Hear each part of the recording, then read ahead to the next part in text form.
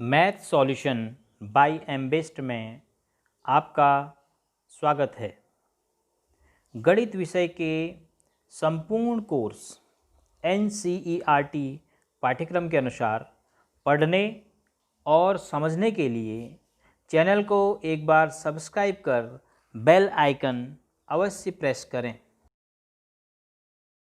प्रश्न संख्या 2 है। प्रश्नावली 8.2 में स्थानीय मान सारणी को देखकर दशमलव रूप में लिखिए।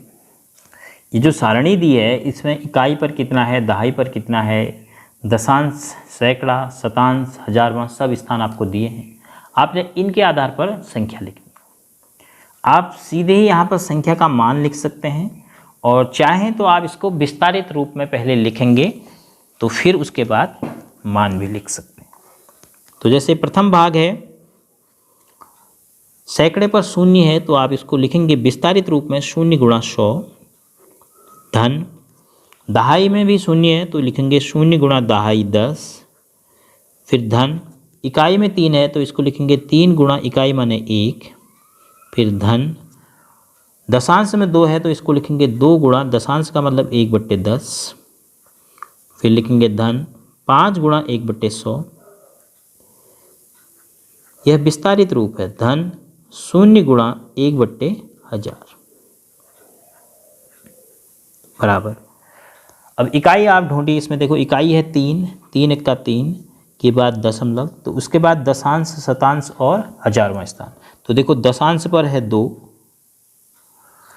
शतांश पर है 5 और उसके बाद हजारवें पर है 0।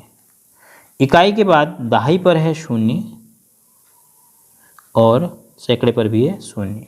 तो बाईं तरफ के 0 का कोई मान नहीं है, तो आपका उत्तर आया 3.2।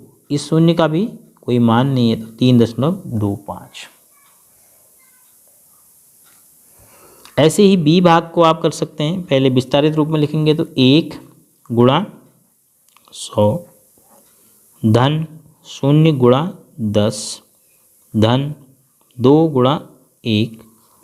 धन 6 गुणा दशांश, 6 गुणा 1/10। धन 3 गुणा 1/100 और फिर धन 0 गुणा 1/1000। तो आप देखिए इकाई पर कितना है, 2 × 1 = 2।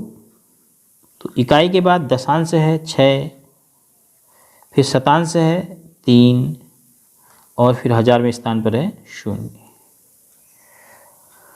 और इकाई से बाईं तरफ दहाई पर है 0। देखो ये 0 गुणा 10 तो 0 हो गया दहाई पर। 1 गुणा 100 तो सैकड़े पर हो गया 1। अब इस 0 को हम नहीं हटा सकते हैं क्योंकि बीच में है, ठीक बाईं तरफ नहीं है। तो मान आया 102.63। इस 0 का मान नहीं है तो आप 102.63 इसको कह सकते हैं। दशमलव के बाद हर अंक एक एक करके पढ़ा जाएगा। ऐसा नहीं पढ़ेंगे कि 102.63, तो पढ़ेंगे 102.63। अब ऐसे ही सी भाग है तो 0 गुणा 100। धन 3 गुणा 10। धन 0 गुणा 1। धन 0 गुणा 1/10। धन 2 गुणा 1/100, शतांश पर है वो।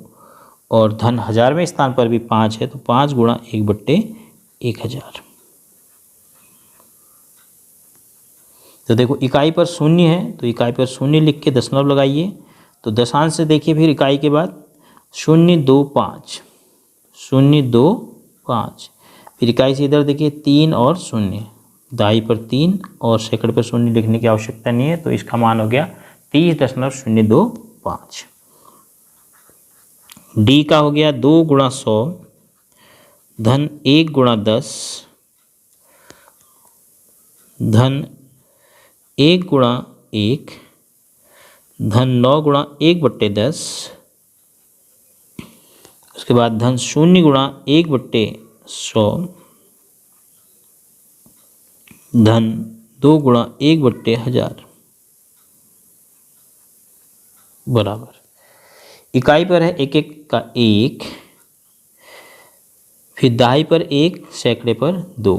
तो दहाई पर 1, सैकड़े पर 2 लिख दिया। फिर उसके बाद 9 दशांश पर 0 और 2, 9 दशांश पर 0 शतांश पर और फिर 2 हजारवें पर। तो इसको पढ़ेंगे 211.902।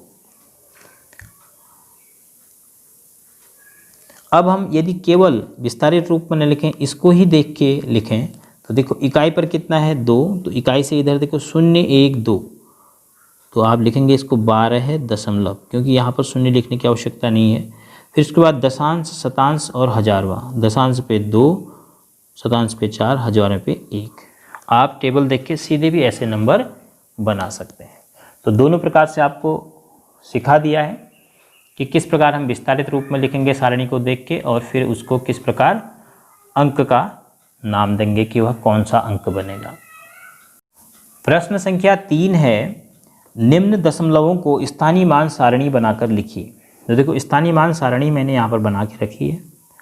तो ये संख्याएं जो हैं इनको हमने स्थानीय मान सारणी में भरना है।